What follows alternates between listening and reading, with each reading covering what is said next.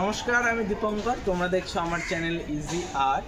আজকে আমি আলোচনা করব গভর্নমেন্ট আর্ট কলেজের এন্ট্রান্স এক্সামে কী বিষয়ে তোমাদের প্রিপারেশন নিতে হবে সেই বিষয়টা। খুবই ইম্পর্টেন্ট হচ্ছে আমাদের কলেজে, যেটা হলো কম্পোজিশন ড্রয়িং।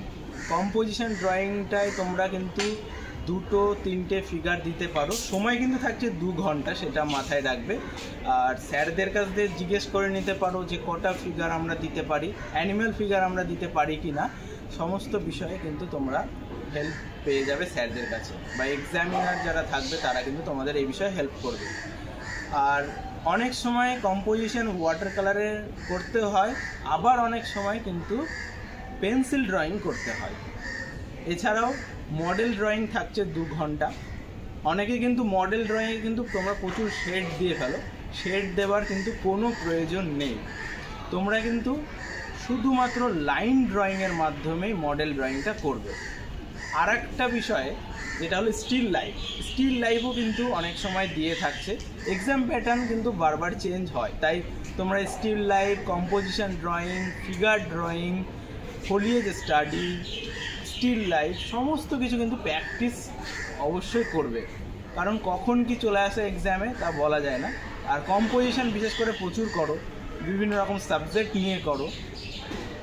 আর একটা বিষয়ে বলি, সময় কিন্তু 2 ঘন্টা করে থাকছে, 2টো এক্সাম হয়।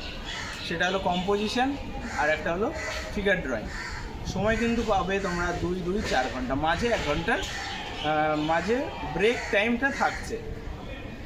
একটা বিষয়ে তোমাদের বলি যে গত বছর কিন্তু মডেল ড্রয়িংয়ে কালার করতে হয়েছিল কিছু কিছু ডিপার্টমেন্টে, আবার অনেক সময় লাইন ড্রয়িংও করতে হয়। তাই তোমরা মডেল ড্রয়িংটাও কিন্তু কালারে প্র্যাকটিস করে রেখো। আর কম্পোজিশন কিন্তু শুধুমাত্র লাইন ড্রয়িং এসেছিল। তাহলে ভিডিওটা আজকের মতো এখানেই শেষ করছি। আবার দেখা হচ্ছে পরবর্তী ভিডিওতে। এরকম ইনফরমেশন আরও প্রচুর ভিডিও আসতে চলেছে আগামীতে। তাই যারা এক্সাম দিচ্ছ তারা অবশ্যই কমেন্টে জানাও যে কারা এক্সাম দিচ্ছ, কোন ডিপার্টমেন্টে এক্সাম দিচ্ছ। আমার তাহলে বুঝতে সুবিধা হবে এবং তোমাদের জন্য ভিডিও বানাতেও সুবিধা হবে। আর ভিডিওটা ভালো লাগলে একটি লাইক করে দাও, আর কমেন্ট তো অবশ্যই করবেই। আর বন্ধুদেরকেও শেয়ার করো যারা এই বছর এন্ট্রান্স এক্সাম দিচ্ছে।